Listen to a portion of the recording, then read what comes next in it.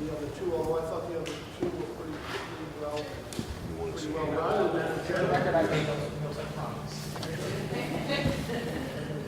My name is Tom Maloney from the Norwood Board of Selectmen. I'm also since 2012, I've been the chairman of the Capital Outlay Committee. Mr. Mazzucco has put together the plan. He's done the heavy lifting, and so he's going to make the formal presentation to you. But by way of introduction, Capital Outlay Committee was formed in 1959. According to the bylaw, the charge of the Capital Outlay Committee is to present to the town meeting an annual report, and more if it deems necessary to do so, but at least an annual report wherein it advises and recommends the capital improvements, repairs, and new construction for the town over the ensuing 6 years, a 6-year plan. And we've been doing that since 1959.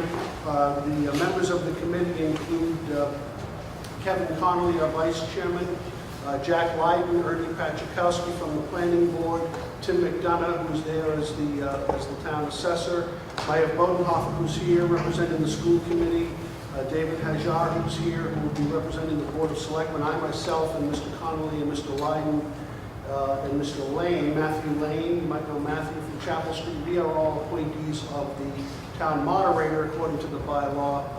And Bob Donnelly will be joining our committee as a representative from the Finance Commission. So it's I'll count it, 1, 2, 3, 4, 9 voting members of the committee.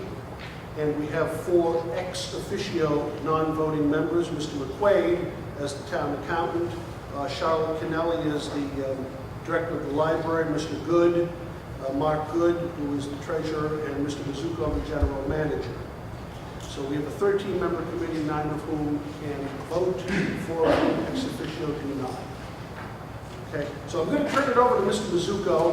What we do with our plan is we actually showed you the previous year and the 5 ensuing years, but what we concentrate on tonight will be those projects which we are recommending for the upcoming fiscal year. That's where most of the action takes place in town meeting when it comes to capital outlay. So, Mr. Mazzucco, thank you for putting this together and hosting and taking care of the meeting, and that's all yours. Thank you very much. As Mr. Maloney mentioned, the full capital plan will be available in your budget books. So those of you that are town meeting members, there will actually be section 9 of your budget book. You'll have the full plan. It has descriptions of projects going out a full 5 or 6 years, as well as projected costs. Obviously, the further out the plan you are, the less certain we are of costs and the feasibility of certain projects. We do, as Mr. Maloney said, tend to focus on the year in front of us, which is what we're here for tonight. So just to go over a couple of items with the capital plan, and incidentally, your budget books should be available for the special town meeting on Thursday night. You'll be able to get them here. You'll have it online by the end of the week as well. What's that? Oh, it's already online. So it's already online, and we'll have them available for you to pick up for town meeting members at the end of the week. So some changes to the actual plan. When we say the plan, we refer to the document. There's full project descriptions going out 5 years. In the past, we just sort of projected amounts and maybe the title of the project without actually giving a full description of what the intention was. We've included our estimated debt service and financing plan for the current year. We've begun programming in design services. So one of the challenges we faced in the past is we're sort of taking the cost of a project and saying we think it's about a $900,000 project, let's book $900,000, and then we get well into the design and we realize that we were possibly wrong and we're coming back to town meeting for money, which can happen in any project. But what we're trying to do with our projects, you'll notice as you go through the plan document itself, there's design services in 1 year, and then generally the project follows the next year.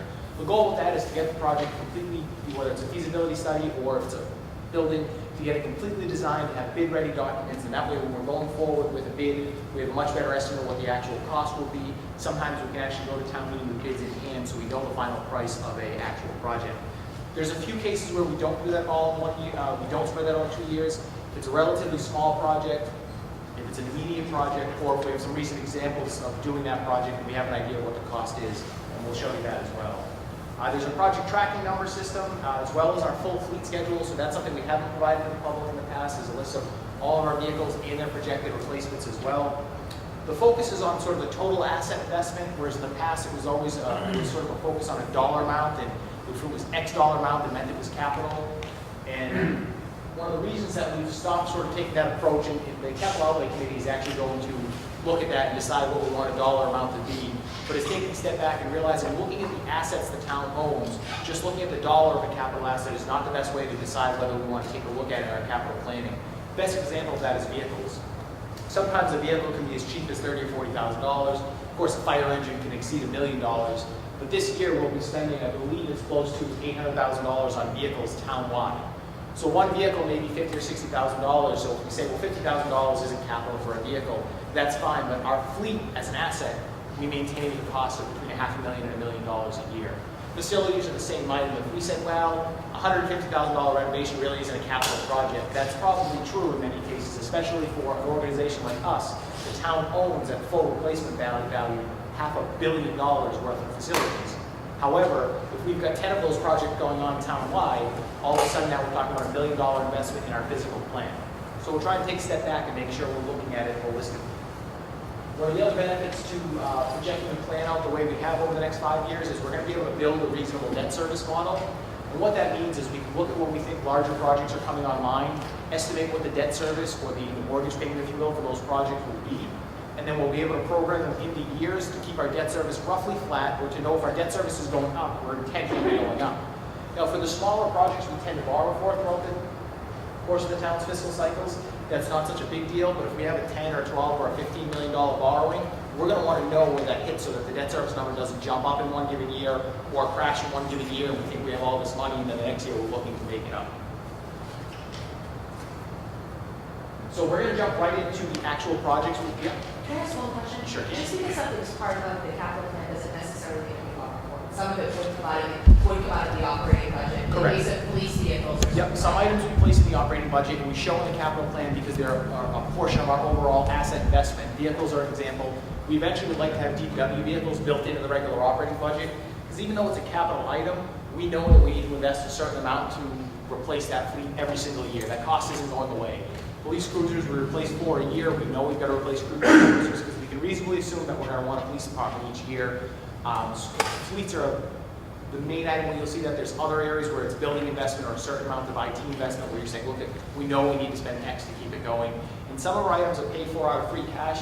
That's actually what the state will tell you really the number one item you use free cash for is for your capital plan because it's a one-time revenue source for one-time items. Even though we know certain capital items recur, we need to buy a $500,000 piece of equipment or make a $500,000 repair to a facility. You take that $500,000 out of free cash, repair the facility the next year. If you don't have the free cash, that's fine. You've already made that repair or that investment in the item. So jumping right into the actual projects we've got this year, we're going to start right off with the DPW. There's three main projects, at least for this division of the DPW. One of them is the municipal parking lots. And what that is a renovation, if you will, or a regrading of most of the municipal parking lots in the downtown area. So that includes, and we'll go over these in more detail, the Town Hall lot, the Talbot lot, the Town Hall Annex lot, Manhattan Street, the Central Day Street lot, and the Post Office lot. Projected cost of $950,000, which would be a borrowing. So these are most of our downtown lots. I don't know if you've been in any of them lately. They're in pretty rough shape.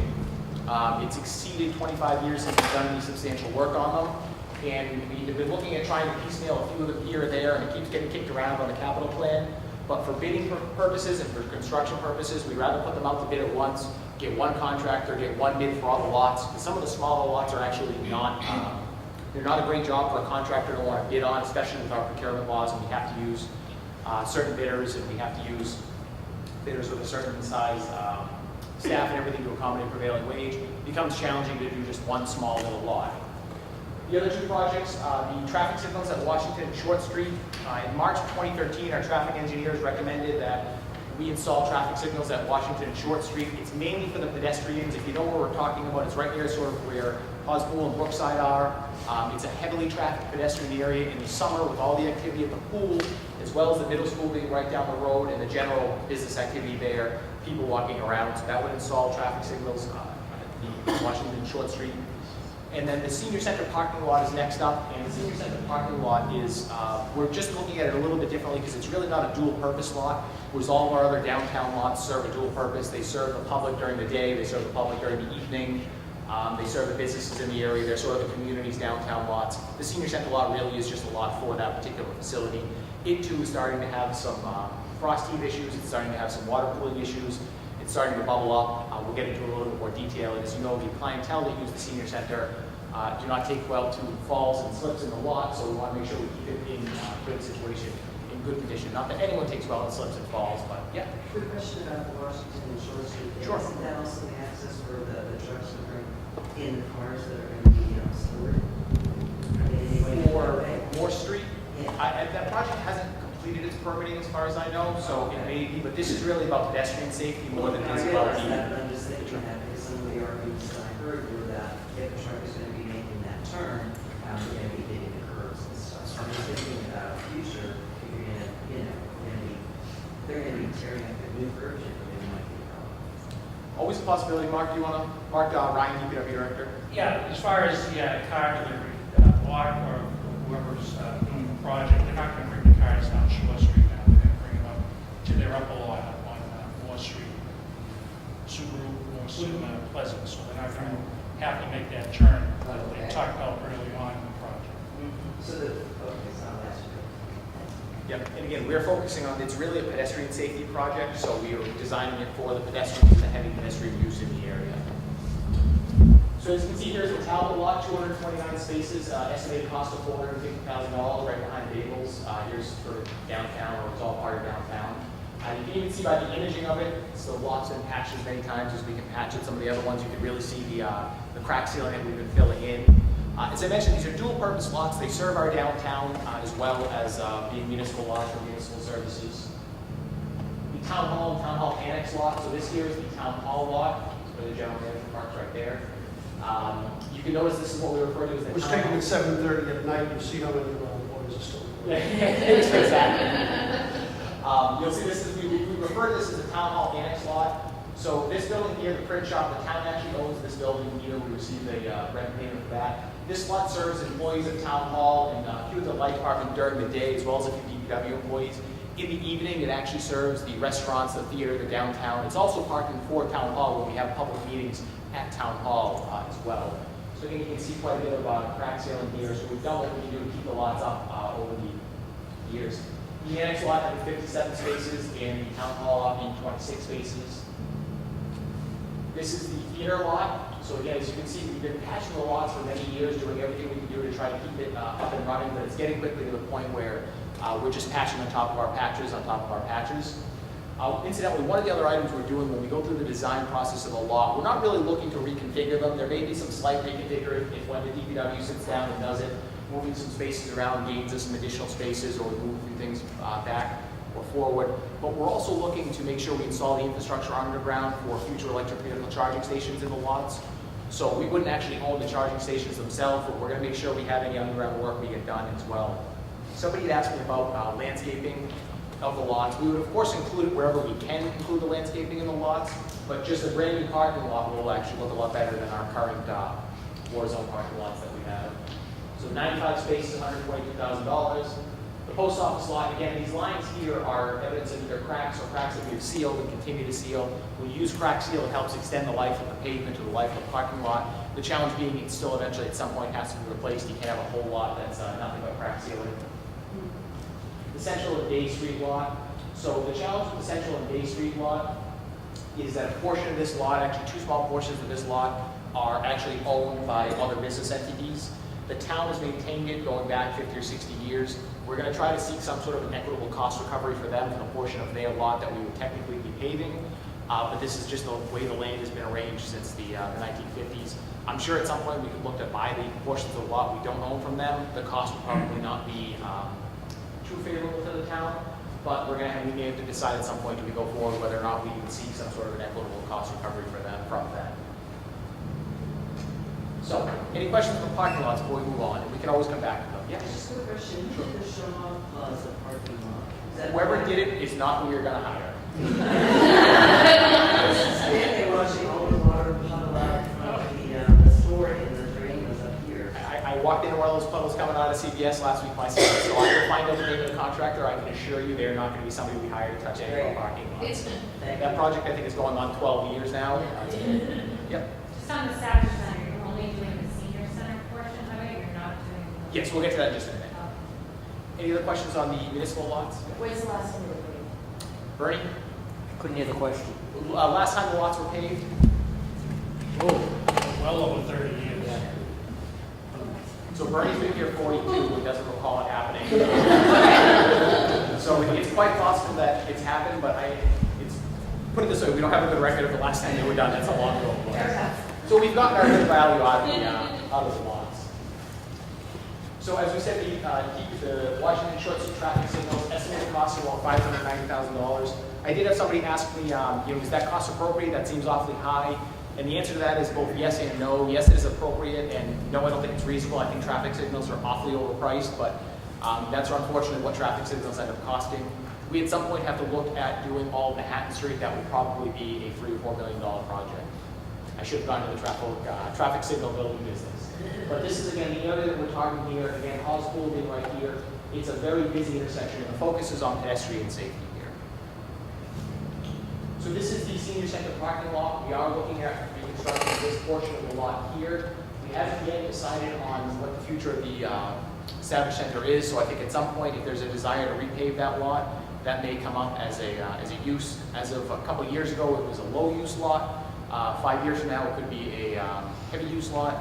We also want to be careful. If you remember, the senior center building is attached. It's a newer facility.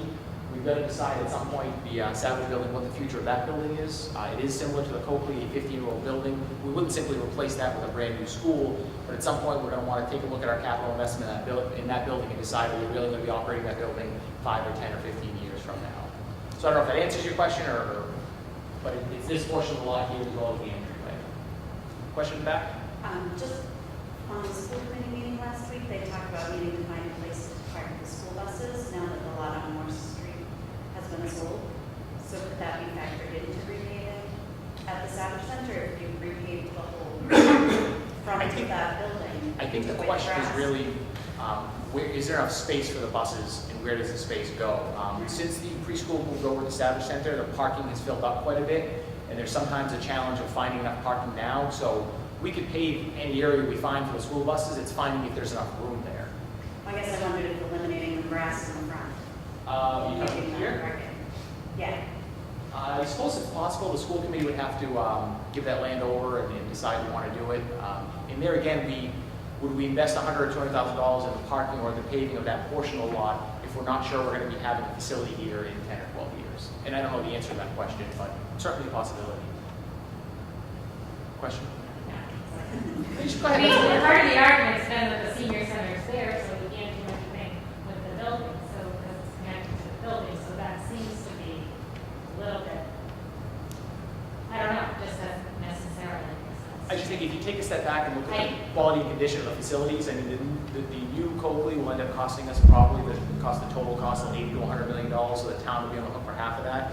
If we were to do a serious renovation of the Savage, is that where we really want to put our dollars, and would we renovate it just for the preschool and just for the superintendent's offices? But there you go. Correct. Because the senior center is connected to, I think that's what I don't understand. So you're paving portion, you're making that argument for the Savage Center, for the senior center is part of the Savage Center. That's the only reason I'm not trying to be. Right, no, but you could conceivably down the road, you could recondition this building, and the senior center would still continue to operate. Yeah, it's really just a kind of a make pretend corridor right there. You want to off this building, you can see taking offline. Only because the senior center facility, newer, better condition, the Savage, I just don't know if we're going to have the tens of millions of dollars down the road to invest in. If the school facilities department submitted their capital request, they didn't include repaving of the lot. If that's something the school committee is really interested in, we could look at, but we may want to do that at some of the elementary schools first that we know will have online in 10 or 20 years. Just being rational, I don't know if we'll still be using this building once we start seeing costs pile up for repairs and all that. Not that we have a solution of where everyone's there is going to go now, but questions on the senior lot? So, DPW pavement management. Every year we allocate about all of our Chapter 90 money, which is our road money, to paving roads. The process the DPW uses is we have a pavement management plan. So we go through all the roads are graded according to their condition. We then adjust that list. We basically pick the roads that are the worst on the list. It then gets adjusted for a couple of things. One, whether or not we know that there's utility work going on. Two, we pick a list in the fall and then we wait until it's in the summer or we wait until the spring to really see which, if any, roads have sort of moved up or down on that list based on a bad winter. And then we take a look at, are there bigger projects coming down the road? Is there redevelopment coming down the road? We don't want to pave a road and then have, new businesses come into that road and then they're tearing up some of the road. So as of the earlier part of the spring, this is our Chapter 90 allocation. There's about $100,000 left in the budget in the general fund for roads. That'll sort of get maybe one more road done, or that'll be our cushion if any of these end up costing more than our estimate. But here's the list of roads for repaving for this given year. Yep. Does that just include those main roads, or does it include the side streets like that? Oh, that's just what's there. And some of these aren't even whole roads. Again, when you see Fulton Street, Manhattan, and Myrtle, we're not even able to get the whole road done. And sometimes we do choose larger roads to do in certain sections, because again, do we pave 10 small roads, 2 medium roads, 1 longer road? It's all mixed. But it's also based on the condition of the roads. Yeah, I live in South Norwood, and on Pond Street, I noticed they did a lot of utility work, and I guess it was gas company or something. And then when they finally, after several months, paved where they had all these things they had, they paved half the street. And I just thought, is it like you get like 50% discount for people?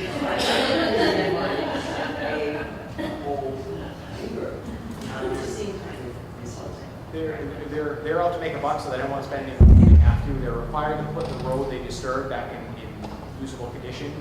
So the part of the road they didn't disturb, they didn't actually. So is that kind of talk to them about that? Or? We do. So one of the things where we work with them on is there have been times where we've had the utility companies just give us money instead of screwing up the road, and then we would go just combine it with our money and pay the whole road. Right. But if they dig up a portion of the road, and then we say we'll just fix the whole thing, we don't want to necessarily make our road plan based on everything that the utilities are digging up, because they're not always digging up the oldest roads. So the gas company is always picking based on their infrastructure. It's different from our infrastructure. So if they came to us and said, hey, we're going to dig up part of the street, you guys want to chip in and completely pave the whole street, and it's less than 10 years old, we're going to say, gee, how do I repave a less than 10-year-old street to make it slightly nicer? We've got roads that haven't been done in 20 or 30 years. But it's a bane of every DPW director, town engineer, and town manager's existence of utility companies having to dig up the roads. And we're going to look at increasing our road opening fee later in the year, because it's a constant source of frustration, but they have to get at gas infrastructure, and sometimes we have to get at the water and sewer infrastructure. So we do the best we can do to make sure everything is scheduled out as possible. And that's where roads sometimes get kicked on or off the plan for a given list. So if we say, hey, it's time for a Carpenter Road to get done, and we know that we've got to do water main work there in 2 or 3 years, we might say, sorry, you're kind of off the list. We know we're doing water work there. Same thing, we try to work with the gas company to have them find out what they're replacing, what they need to do. Not that it's always predictable, but if they say, yeah, in about 2 years we know we're going to Carpenter Road, sorry, whoever's on Carpenter Road might get kicked off down a couple of Okay, years. so then we should have been after the gas company to go ahead and pave it, because it was like a very long time before they paved it. It was months. They take an awful lot of time before they get to it. Again, the utilities are, what's that? I'm listening to you. No, I don't blame it. It's a constant frustration, but they have a right to access their infrastructure. And we complain about it when they dig up our roads, but when we turn the heat on when we go home because it works and it's safe, which is now occasionally questionable. My landlady used to do it, so Question on the DPW-PAVEMENT. Yeah, Bob? So, we're spending between the two sources $600 million in road maintenance. Ideally, we want to keep our roads well maintained, so they're not being paved every 30 or 35 years. How much money a year should we be spending on road maintenance? So the figure's probably around $3 million or so, but the big but is we have a big backlog, and that's not unique to Norwood. That's every town in the Commonwealth. So if we could get around upwards of that number, we would do fine. It's about what we get done between now and then. So if we had enough free cash every year pick off additional roads and say, hey, let's throw $500,000 in to do some more roads and throw $1 million in for more roads, that would help us sort of get caught up. And then $3 million would be ideal. Braintree spends, I think, $2.7 million on their roads on top of their Chapter 90. Is that the right number, Tom? 1.7. 1.7 on top of the Chapter 7. So they're at about 2.7 million. So that's really the goal, but it's a long time coming before we get there. We do spend 100% of our Chapter 90 funds on paving roads. Some towns do spend their Chapter 90 money on equipment. We allow them to spend it on road equipment. We don't do that. We choose to put 100% of it into paving because, like most other towns, we're well behind where we would like to be. Do these costs include the cost of providing police redirecting traffic and whatnot, or? Yep, that's sort of the all-in cost. And again, that's why the $860,000 is our state aid money. The $100,000 is what we have in the budget. We haven't programmed any other roads in yet because that gives us a buffer, because you get an estimated cost per square footage for doing the work. Some roads end up being more, some roads end up being less. Some roads need different levels of work, so you might say, gee, you paved this road and it was only $30,000, and this road, the same length, was $100,000. What are we doing with the sidewalks? What's the condition of the infrastructure underneath, the drainage system and everything? And sometimes it's just a little bit more difficult, but the more money we have, the more roads we'll pave every year. Can you just clarify that? So the cost of doing details is included in these numbers? Correct. So what percentage of the money actually goes into actually the process of paving versus the safety concerns that go with paving? I would say it's going to be well over 95% is actual Construction. costs. And Yeah. 5%? 5 to 10% is police details. Okay. Depending on which street. Washington will require a lot more details, but the side street would require that. So Okay. between 5 and 10%. Questions on pavement management? DPW water and sewer, 3 projects scheduled this year. The first one is our annual water line lining, where we reline water pipes. We get a 0-interest loan from the MWRA every year to line our water pipes. We're also looking to do an additional $500,000 out of water rates. Incidentally, these all come out of water rates this year going forward for water lining. The reason being, I'll jump ahead here, this is what a clean water line looks like. Some of you have seen this presentation before at other meetings. This is what a non-lined or a standard water line looks like. So we would like to get all the water lines in town lined, all water pipes lined. The challenge is what's the figure, Mark, 32 years? Yes. 32 years from having them all look like this. So at the current rate, we're not really making enough of a headway, so that additional $500,000, even though that has an impact on rates, will help us at least start to cut that down. There's 2 other areas that benefits us. We pay for the water from the MWRA, so the older the pipe, if it's like this and it has leaks, and it's tough to detect leaks in a pipe like this, the water that gets leaked out, the town's still paying for, which means the ratepayers are still paying for. The same is true of sewer, but we're looking to increase the speed with which we're lining pipes. And we know it's frustrating. You get those pipes running across your driveway.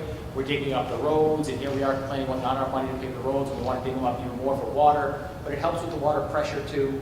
It helps with the quality and the condition of the water. And at the end of the day, we just don't want to harm something like that. So, Donna, and then we'll go over here. How long does the lining last? 40 years more?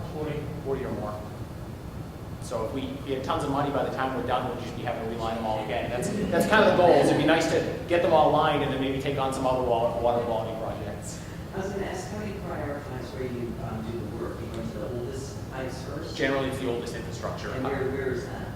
Mark, where do you have Well, right now, we're going to be on Prospect Street, Lyden Street, High Street, Fulton Street, Prospect Ave, covering Summit Ave, that area. We've been working our way in that area right now. So here's the actual map of the streets that both go through we would end up working on. So as you can tell, for well over $1 million, you don't get all that much work done, but it is complicated to have to completely extract the lines and replace them. As Mark said, we focus on the oldest infrastructure. There may be other reasons why we would reline one area ahead of another one if there's a rational reason to do it. If we know that the road's already getting dug up. We've had a lot of breaks in a certain area. It might be time when we say, look, this infrastructure is not as old, but it continues to break for some reason. We've got 6 repairs over the course of a quarter of a mile. That might make sense that that's where we decide to go in. Do the residents have service disruptions during this? Limited, but yes. Mark, you want to talk about the process for service disruptions during relining? Disruption. Service disruptions to customers? So what they do is put above ground bypass, water bypass, like you'll see pipes going up and down the side of the road, maybe 4-inch diameter plastic pipe, and there'll be hoses servicing the house, and the only interruption is when they switch it over at the beginning and at the end, so it's minimal disruption. Yeah, it's not like you're up for days at a time or anything like that. Questions on DPW lining and water lining? DPW cemeteries in this project is actually, we moved up a FY21 project to FY20 to add this project. The only other item here is replacing some of the meter transmission units for our automated meter system. That's something that we realistically got to build into the base budget for the water rates. We're always replacing a certain number of the meters. How many connections do we have, Mark? Total water meters? 15,000. So it's not something we want to have to replace all of them in one given year. That ends up being expensive. We want to build in some of the replacement year to year. Questions on the meter system? So the DPW-CIVIC actually needs some work. This number is actually $40,000. The capital outlay committee recommended moving up one project as we saved $20,000 from a project somewhere else. So we'll be getting the roof and some of the interior work done. This is the roof, which is really the priority. You'll notice that it's starting to chip and peel here. We've already had to make some repairs here. One of just a few buildings at the cemetery, so as you all know, once the roof starts to go, it starts to impact the rest of the building. So it's a $40,000 project to replace the roof and then start doing some of the interior, the restrooms and a few of the other interior functions in the building are starting to get a little beat up. It's used by our cemetery crew as they take care of the cemeteries here.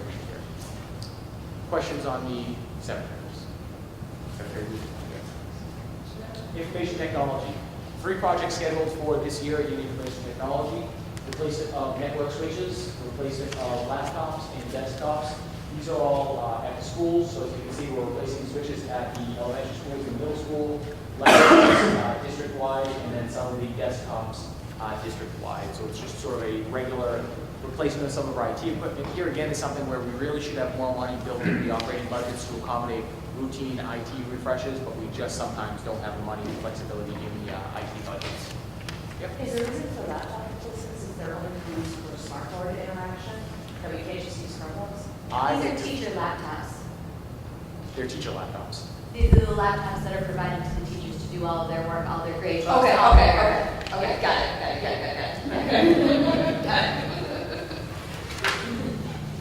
Questions on information technology? I know next year we'll have a large number for replacement of desktops in municipal buildings, so computers don't like to do it too long. All right, moving on to the Norwood Police Department. We separate out the departments, their fleets, and their facilities. So here for the police department, there's 2 items, $75,000 and $10,400. The first item is tactical vests and body armor. These are the vests that would actually stop a rifle bullet. They're in the actual cruisers, so if an officer was responding to a specific incident, they would actually go take one of those vests and then out of their cruiser and then respond to the incident. The chief's actually brought an example of what one looks like that will show everyone. So I don't know if any of you had a chance to actually hoist this. You were kind of coming in. You know, we wear vests under our uniforms anyway, but they only stop a pistol bullet. Rifle bullet would go right through the front, through me, through up the back. You need something heavy to stop a rifle bullet. These are steel.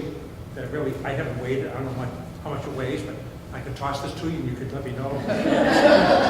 The new technology though, they're now ceramic and they're decidedly lighter. So the idea is that the officer will pull over before he got to an active shooter event, flip this thing over his head, cinch the sides, but it's very, very heavy and not very maneuverable as a result. So anyone who wants to see how heavy it is, you're more than welcome to. We dressed Donna Montgomery up in it earlier, and she was walking around and considering her career change, but yeah, exactly.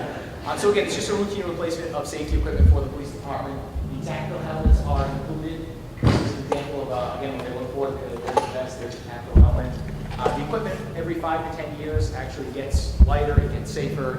Sometimes it adjusts to new and modern threats, but it's also just equipment that needs to be replaced. The vests and the helmets, we have about 20 of them. We maintain 1 set per cruiser, so that way an officer always has access to it. Questions on the police equipment? Yep. I agree, and first responders deserve the best. For them. My question is about is this equipment available in every police car? Are there certain people that are trained specifically to respond to these types of events? So the question was, is that in all units, and is everybody trained to use it? The answer is yes on both counts. It's both the Mott fleet and then the unmarked cars. For instance, this is the one from my car. And then the unmarked cars driven by detectives. And they all trained in its use? Yes, we are.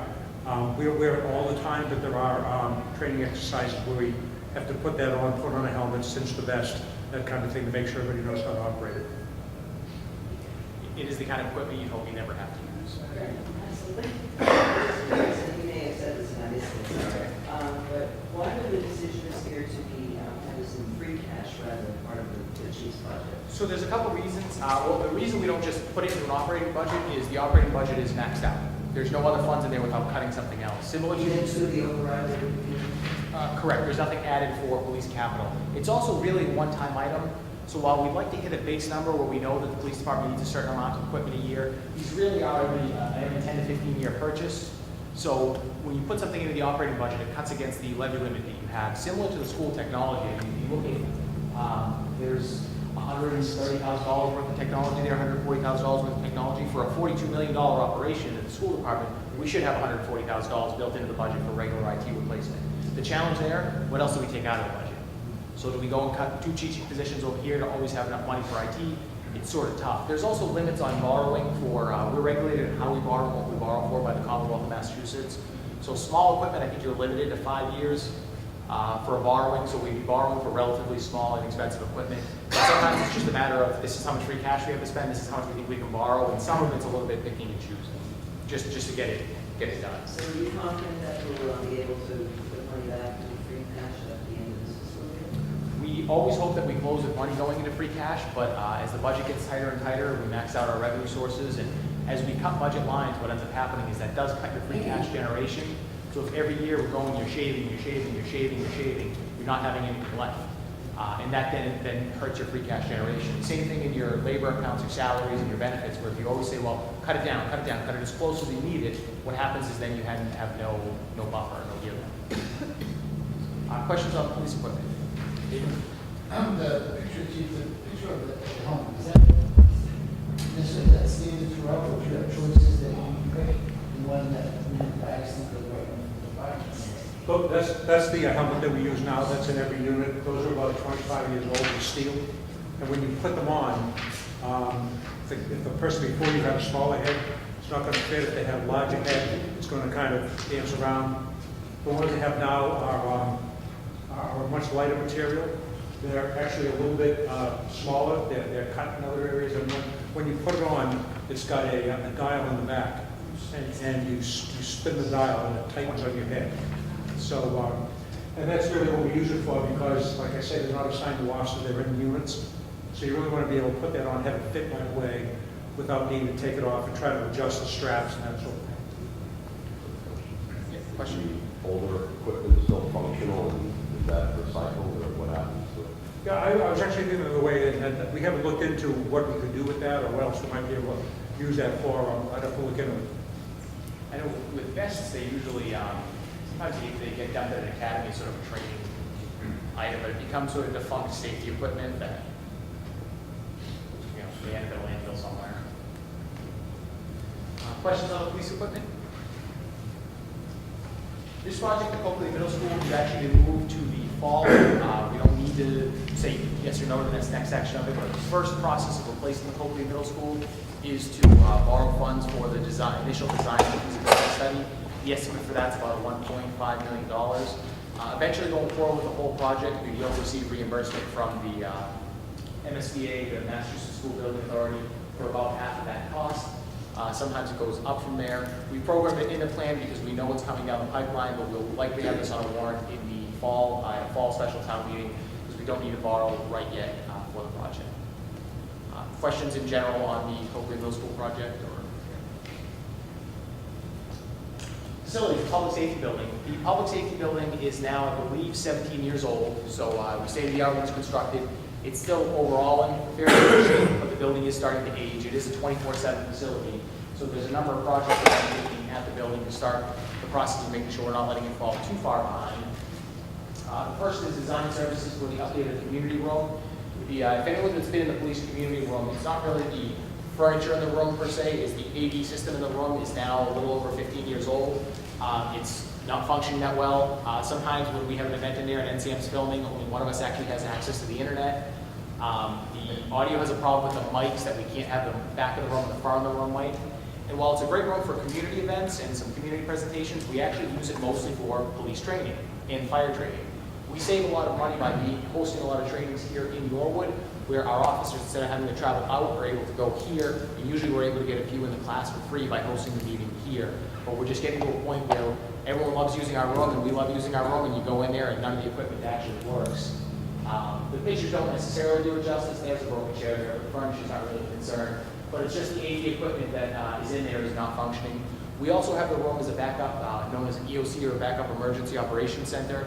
So if we ever did have a sustained emergency in town, one of the areas we would operate out of would be that room there. And the AV equipment, again, is just, the communication equipment has just reached its lifespan after 15 years. So we want to make sure we keep this at least one modern training facility in town that backs up as an EOC, that also backs up as a public meeting room for a lot of different public events. So we're asking for about $10,000 or $12,000 to begin the design of that, because we want to really bring somebody in to look at the system, design us a new system, and get ready next year to be able to go out to bid for replacement and, I don't want to say repair of the equipment that's in there, but replacement of all the AV equipment that's in there. We've started to struggle where if we wanted to have a Skype meeting with our equipment in there and someone else, it's just starting to fail. Next is design services for the HVAC system at the public safety building. So speaking of things that are starting to fail, the heating, ventilating, and air conditioning system at the public safety building is starting to fail. We've already replaced one rooftop unit at a cost of about $80,000. We anticipate in the next 4 to 5 years, probably another 2 of them will end up going down. In addition to that, the system downtime is increasing. It was not necessarily well designed when it was installed about 15 years ago, but it's important to remember that the public safety building is a 24/7 operation. The fire side of the building operates 24/7, 365. The police station, 2 of the 3 floors are pretty much operating 24/7, 365.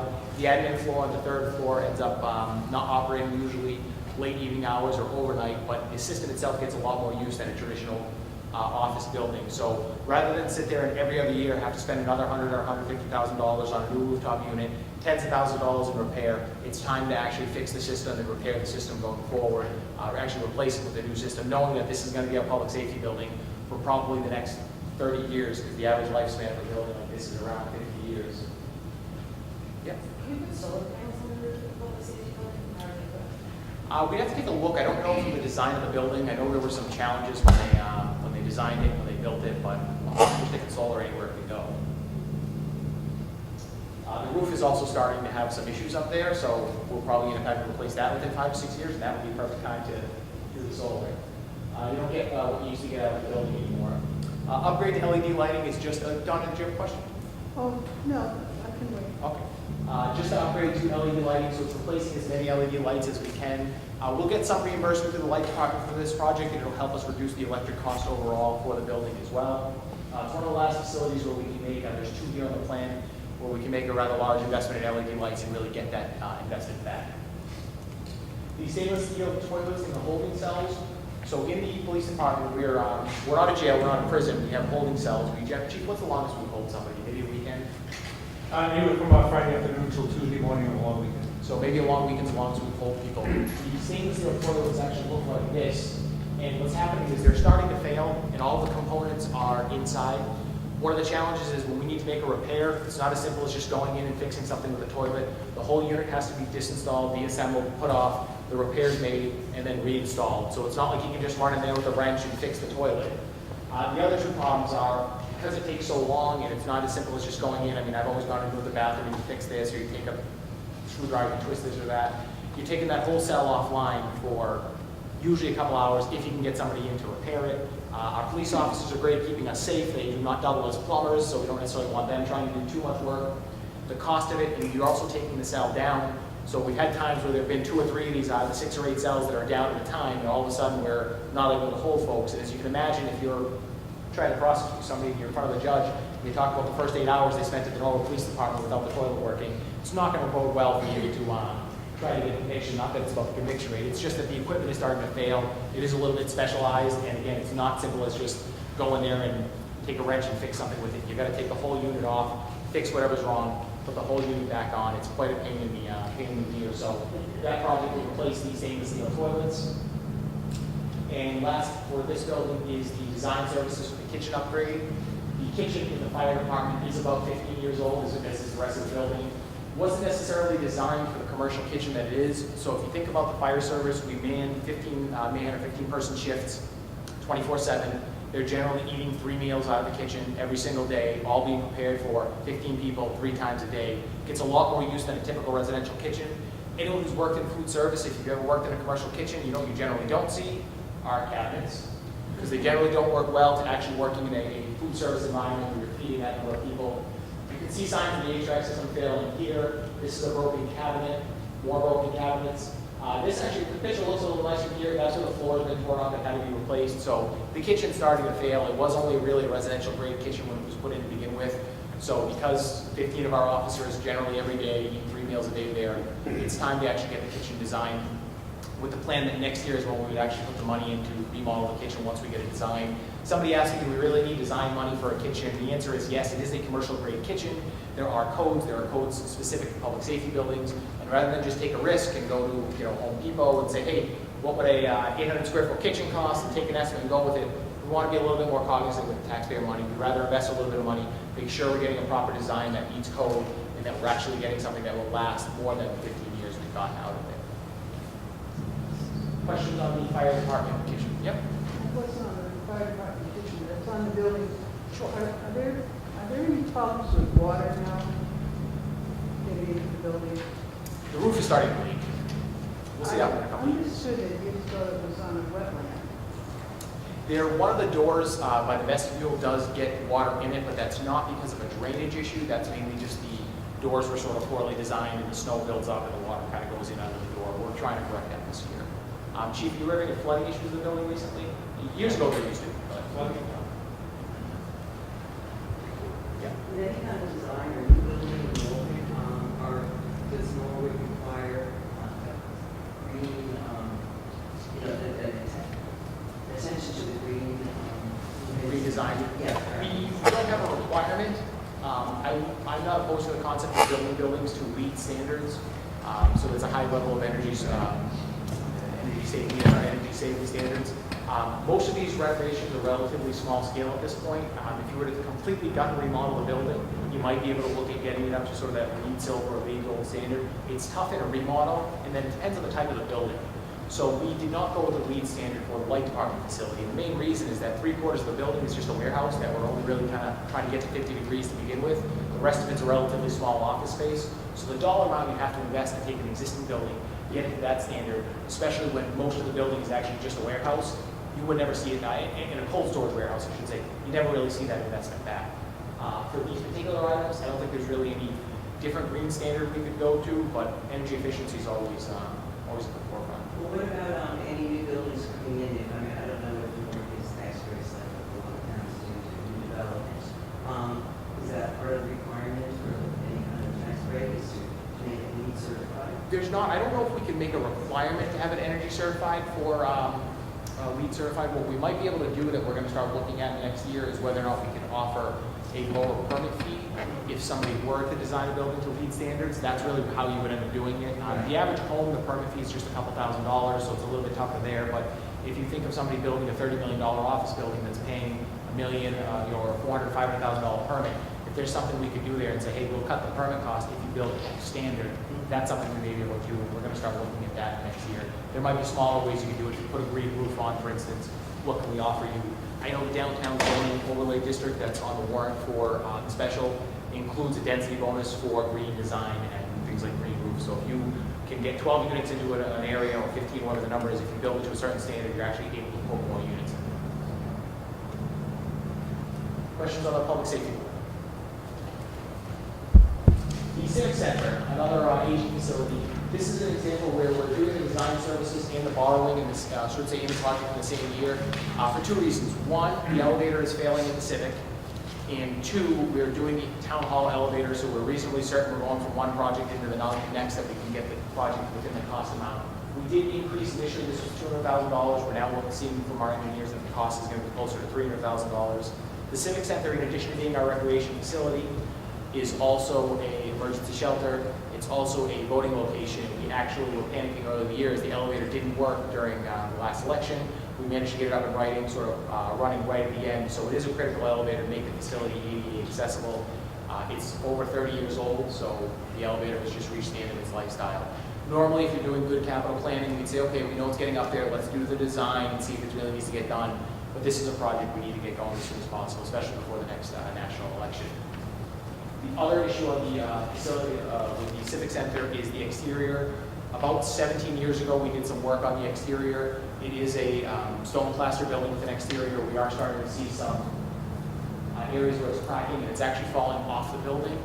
So there again, rather than just pay somebody to go and put some spackle up there and hope it all works out, we actually need engineers to come in, tell us what the problem is, investigate what the problem is, come up with a solution, and then see what we need to do to actually fix the problem, rather than just continue to spend money on patching something and fixing it, and then run the risk of building edges are just going to continue to fall off into the street. And here's a great picture of the elevator with a water sign on it. Questions about the Civic Center? Morril Memorial Library, here again is an upgrade to LED lighting, one of the last facilities where we can invest some money and get some LED payback for it. So this project would just upgrade some of the lights at the library to LED standards. Questions on the library project?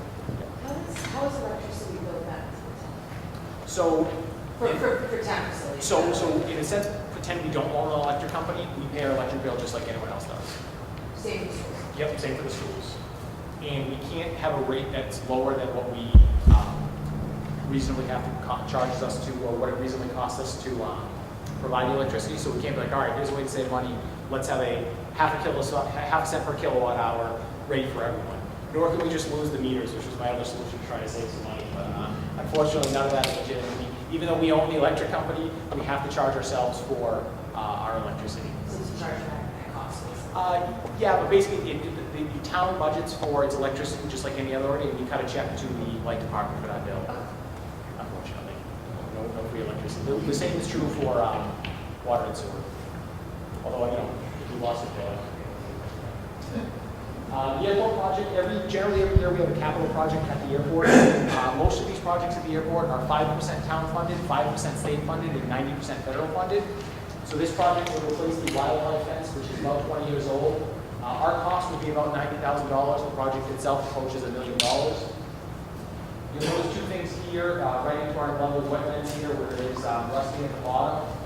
And then you'll notice here, the pole is this tall, the fence is this tall. It's not supposed to look like this. This piece of the fence is supposed to be right up above there, so it's an actual fence. It's also supposed to be a wildlife fence, so I think they have to leap over that. That being said, it's a large project. It's quite rusted wire, the airport meters here. How much? What's the length we're replacing? 20,000 linear feet of fence. So it's roughly $1 million fence job. But as you can say, that's really not what a fence is supposed to look like. Questions of the airport fence?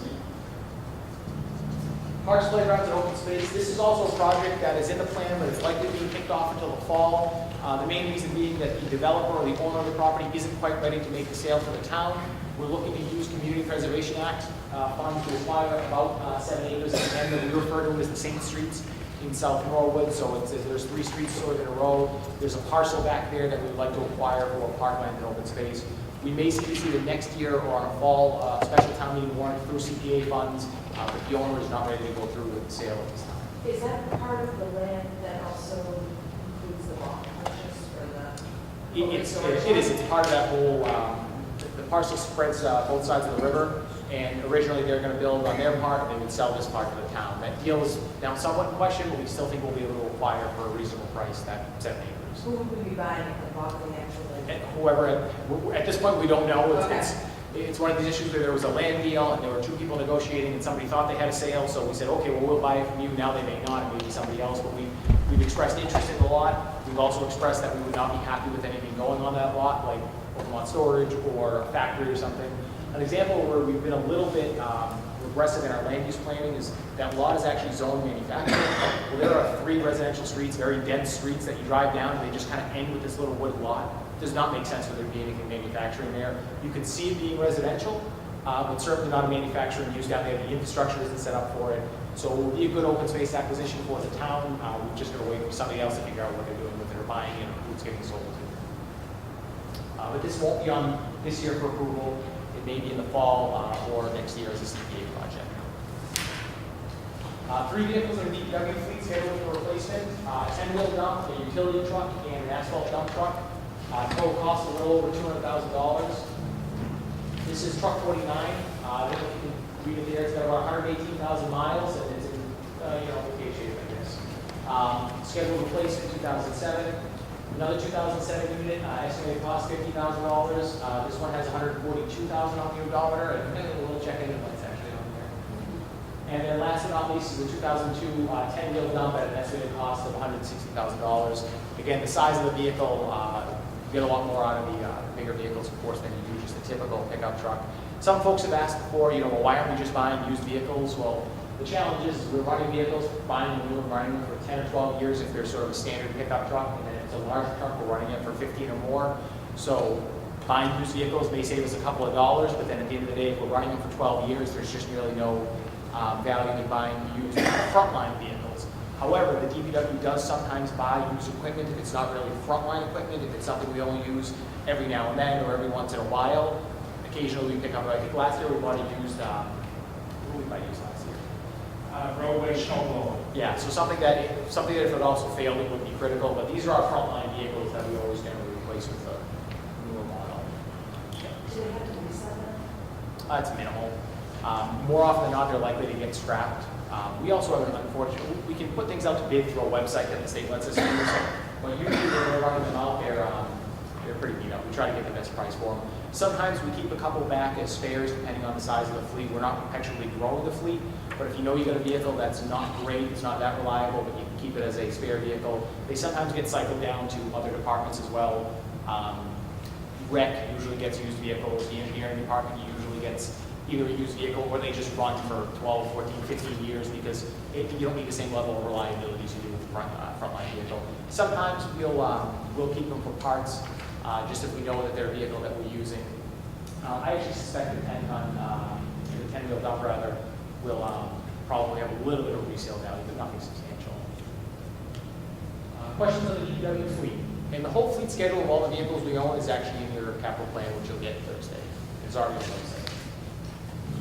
Now that we get the sanitary fleet, we'll start annual replacement of rider mowers. This is one of those, because it's a smaller department, most years it's maybe a $10,000 or $12,000 cost, and then there's a bigger truck, so it jumps up, and then it goes back down. Something that we too at some point should accommodate in the operating budget, but we do like to take a look back, take a step back at the full fleets and vehicles that we're investing in. The fire department fleet, there's 3 vehicles here, well 2 vehicles and a boat. We're replacing squad 3 with, we'll get done. On rider mowers, Yes. plural, how many? As many as we can get, and they're the what do you call the push rider mowers? This is a sit-down one. I mean, it's a large mower, it's probably 2.5. So It's just one. Oh, I thought we were doing 2 of the smaller, I call them footsie mowers, but I don't know if they're appropriately called. Standards. Yes. We have standards, but this is the larger area mowing. That's one mower. So it's just a mower. Excuse me? No, every day. They do, really, and this, wow. Yeah, and again, this is a replacement. It's not a fleet addition. Fire department fleet, 3 vehicles. The rest, we're replacing squad 3, which is this vehicle right here, with a brush rapid tack truck. And what squad 3 really is our brush truck, which is this here, responds to brush fires in town. It also responds to medical calls. It's sort of one of the 3rd or 4th vehicles out if we have a medical issue. What we're replacing it with is actually a modern brush truck, as opposed to this is really just a pickup truck that we throw equipment on. Not only is the vehicle getting older and starting to age, but it doesn't actually fit all of our turnout gear or all of our medical gear at once, so we're constantly trying to shift it out, which is great for training, but when you actually have a call to respond to it, it makes it a little bit difficult. What we're actually looking to do is to replace it with 2 vehicles to sort of split those processes in 2. One of them would be an actual brush truck here, which responds to brush fires and other fire incidents. The other one is what we call a MARV, or a medical assist response vehicle. So nobody wants to be in a car accident, then instead of an ambulance rolling up, this thing rolls up to try to help you out. It's also not very effective. Ambulances also cost around $400,000, and ambulances are really designed to treat and transport patients. The MARV is more designed to actually treat patients, so that way when we have a medical call and there's not an ambulance available, instead of sending this out, which also contains fire equipment, and hoping that we don't need to use it in a fire capacity, we have the ability of sending out the MARV, which is just going to be a pretty standard SUV. It'll probably be a Tahoe. It's also going to be geared up for when we have so if we have a large community event and we want to be able to respond, we're usually deploying an ambulance or something like that, but at the end of the day, what you really need is that trained paramedic with some supplies. We'd also be able to have it deployed to a mass casualty incident if we did have one. So if there was a situation where you needed to treat 10 or 20 people, again, an ambulance is really designed to transport somebody. This vehicle would be designed to arrive at the scene, and 3 or 4 or 5 paramedics could work out of it, or 1 paramedic could work out of it with enough medical supplies. And part of the reason is that a brush truck is expensive. As you can see, it's about a $200,000 piece of equipment. We don't want to have to roll it out if we don't have to. So we'd much rather spend a cheaper Tahoe that we usually get a good fleet discount on and probably get for less than $40,000, whereas the brush truck is a little bit more expensive. Yeah, go ahead. Sorry, just reading on the page of the cost breakdown, it says that the brush truck, this could be a typo, it's 47,000 miles on, is that correct? This one does, yeah, it responds, but it really just responds in town. You'd actually, fire engines themselves actually don't get a lot of mileage on them. What they get is years in the wear and tear, because we generally don't send them out of town.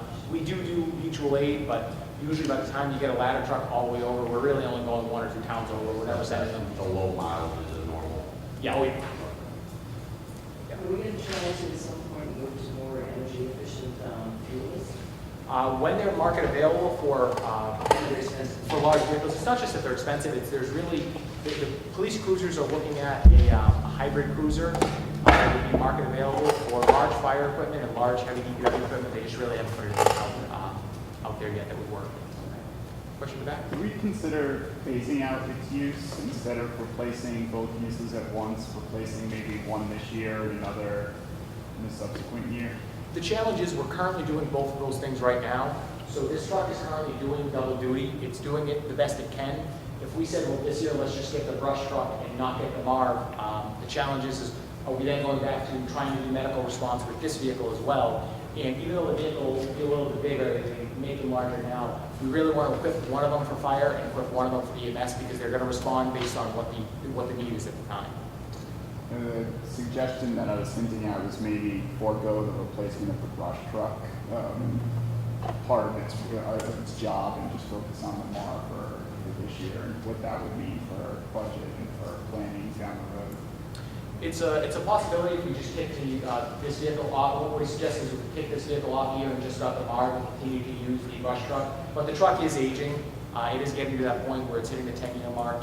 Its reliability is less than it was 10 years ago. And the other challenge is that we really need a more modern brush truck. Again, this one is really just a hooked up pickup truck, but brush truck technology as it is has come quite a long way. But it's a good suggestion. Those are some of the discussions we have as we're going through the fleet plan. What do we want? What do we replace it? How do we make sure we don't lose capacity while we're moving forward? Is there a question with that? And can that vehicle be repurposed for another department? This one, so fire vehicles generally are more easily repurposable. Where they tend to go is rural departments, call volunteer departments. We sent the fire truck to Chile several years ago. It was no longer meeting our standards and our federal and state standards and safety standards, but somebody else was able to use it. I know you feel a little guilty saying, well, we don't feel this truck is safe and someone else wants to use it, but a lot of rural departments will take secondhand equipment because rural volunteer fire companies, it's very difficult for them to afford $1 million truck. Where it's tough for us to afford $1 million truck, but sometimes the same equipment is needed in a town of 900 as a town of 9,000 or 29,000. But fire equipment, maybe not as much the brush truck, we might be able to get that away without too much of a problem, but whenever you're getting rid of an engine, there's either a resale or you're making some volunteer company somewhere very happy because they're getting a piece of equipment that they'll deal with being 20 years old, but at the end of the day, they're responding to a barn fire, a store, a house here or there. They don't have the same industrial commercial needs that we do. But that's a good question, because fire equipment's very, very repurposable with rural departments. Yes. Yep. Oh, yeah, go ahead. Yeah, the chief had discussed whether or not we may have 2 deputy chiefs next year, that this would be a response vehicle for one of them to be a chief officer to respond to a scene. But we may end up taking it out of the fleet altogether. Depends on the ultimate value. Where's the money for these things? These, I believe, are borrowing. I have to plan borrowing. And is the borrowing of these vehicles, which is pretty insignificant in terms of our whole borrowing plan, is it elevating our borrowing, is it replacing something that's not?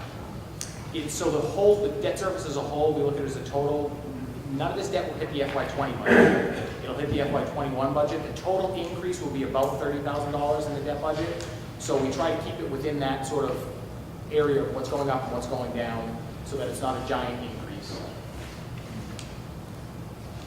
And third is the rescue boat. The boat has, it says here, it's 15 years old. It's currently delaminating.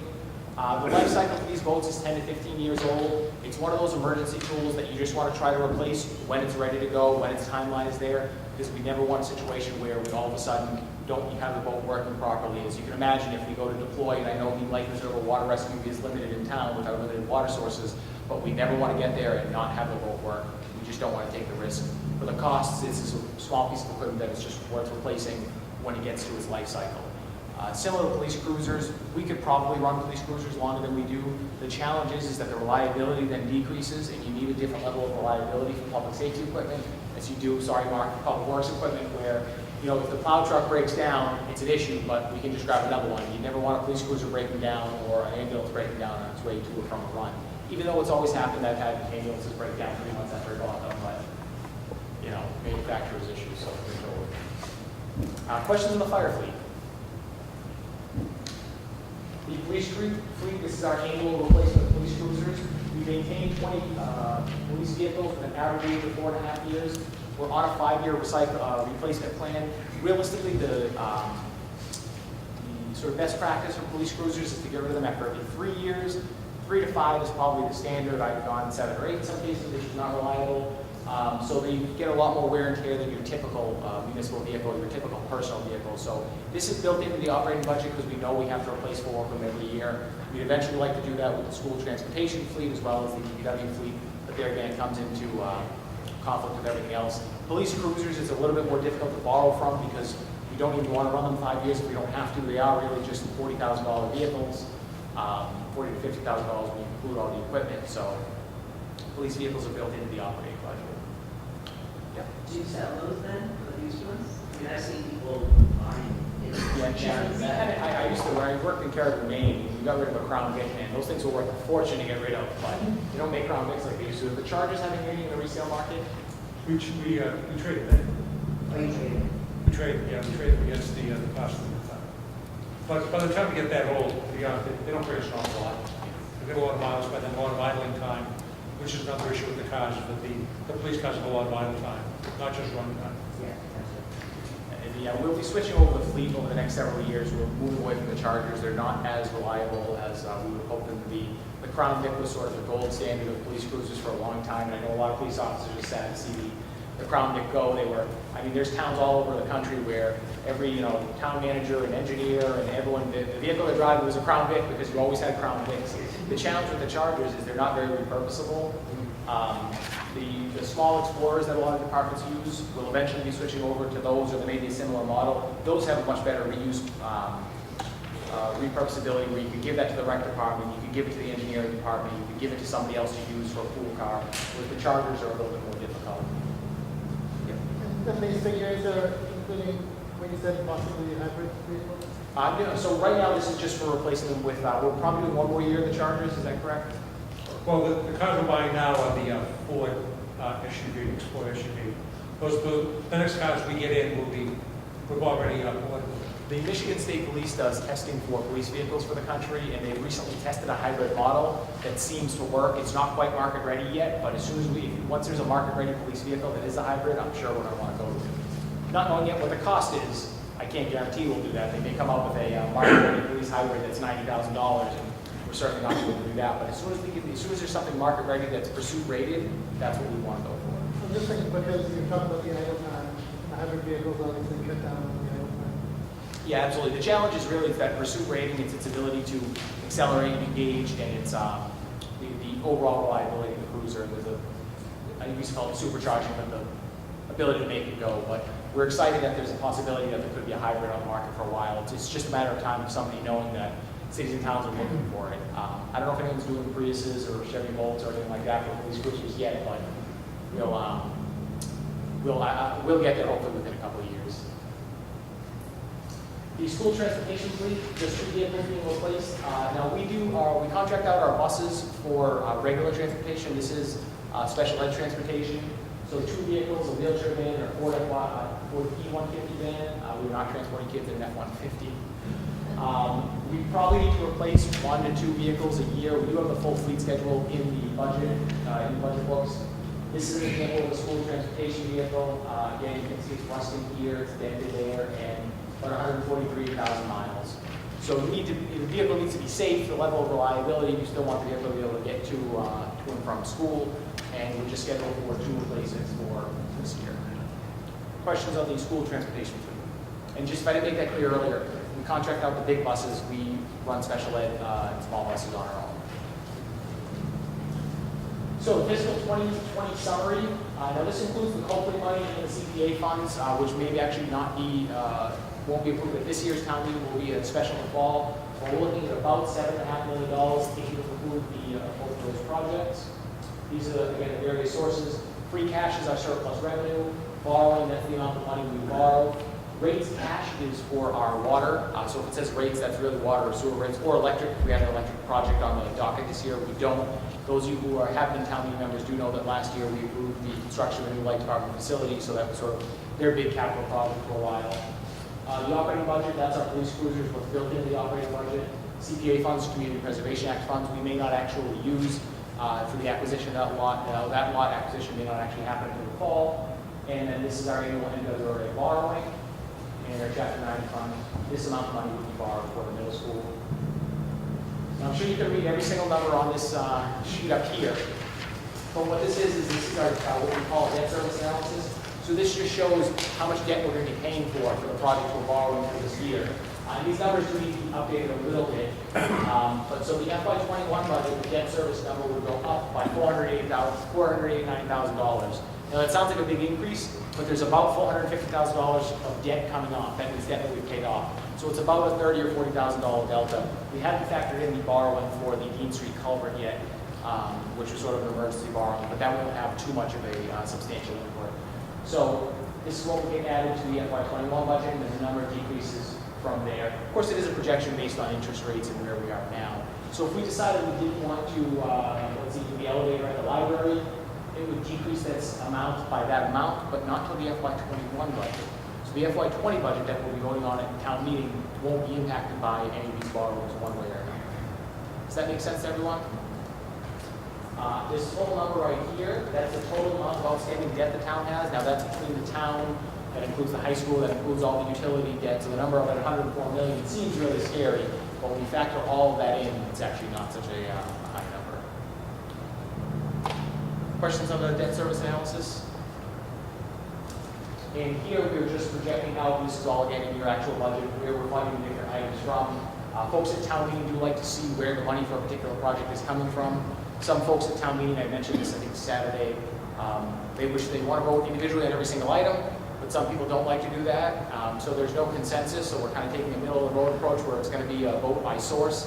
But you as a town meeting member can still choose to do or not do a project and simply say, I shouldn't pick on the elevator because we really need the elevator, but if you said, I don't think that rec center needs an elevator, I want to move to not fund that project, you're able to stand up and make that motion at town meeting.